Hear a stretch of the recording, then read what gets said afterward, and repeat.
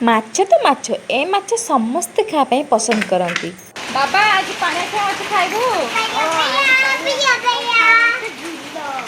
Last ପର୍ଯ୍ୟନ୍ତ video ଦେଖନ୍ତୁ ଆଉ ମାଛ କେମିତି କରୁଛି ଆମେ ଗାଁରେ। ସକାଳୁ ସକାଳୁ ଆମର ମାଛ ଆସିଥିଲା, ପାଣିଆଖିଆ ମାଛ। ଆପଣମାନେ ଖାଆନ୍ତି କି ନାହିଁ କୁହନ୍ତୁ କମେଣ୍ଟ ମାଧ୍ୟମରେ। ଦେଖାଯିଛି କେତେ କେତେ ବଢ଼ିଛି। ହଁ ବାବା କେତେ ମାଛ ନେଇଯିବୁ। କଢ଼େଇ ଗରମ ହେଲା ପରେ ତେଲ ପକାଇକି ମାଛ ପକାଇ ଦେଇଥିଲି। ଦେଖନ୍ତୁ କେତେ ସୁନ୍ଦର ମାଛ, ପାଣିଆଖିଆ ମାଛ, ବହୁତ ପସନ୍ଦ ଆମକୁ। ତାପରେ ମାଛ ଭଜା କାଢ଼ି ନେଇଥିଲି ମାଛ ଖାଇବା ପାଇଁ।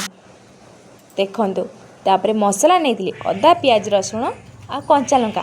ଗ୍ୟାସ୍ ସରିଥିବାରୁ ଆସି ଚୁଲିରେ ରୋଷେଇ କଲି। ପୁଣି କଢ଼େଇ ବସେଇକି ମସଲା ଢାଳି ଦେଇଥିଲି। ମସଲା ହେବା ପରେ ଟମାଟୋ ବି ପକାଇ ଦେଇଥିଲି। ଟମାଟୋ ପକାଇ ସାରିଲା ପରେ ଦେଖନ୍ତୁ କେତେ ସୁନ୍ଦର ମାଛ ଝୋଳ, ପାଣିଆଖିଆ ମାଛ ଆଳୁ ବିଲାତି ଝୋଳ। ଦେଖନ୍ତୁ ସମସ୍ତଙ୍କର ପସନ୍ଦ ଆଉ ଆମର ବି ପସନ୍ଦ ପାଣିଆଖିଆ ମାଛ ଝୋଳ। ହେଇଗଲା ରେଡ଼ି। ଦେଖନ୍ତୁ ଆଉ ଭିଡ଼ିଓଟି ସବସ୍କ୍ରାଇବ୍ ଆଉ ଲାଇକ୍ କରନ୍ତୁ। ମାଛ ଝୋଳ ଆମର ହେଇଗଲା। ଚାଲ